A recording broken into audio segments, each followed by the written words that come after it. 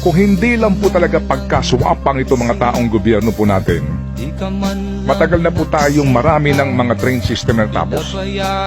Pagkaswapang kasi nila sa pera. Bakit? Sa halip na unahin itong mga napaka-importanteng proyekto para sa atin, ang inuuna nilang mga proyekto ay ang para sa kanilang mga sariling interest.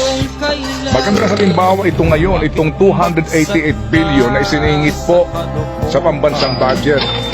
288 billion. Binawasan daw ng 26. Okay, 26. So magkano pa natira?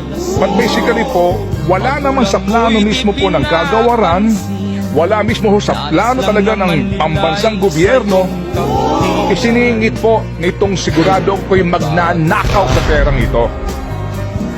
Pinipilit nila dahil dito po sigurado ang kanilang kitaan.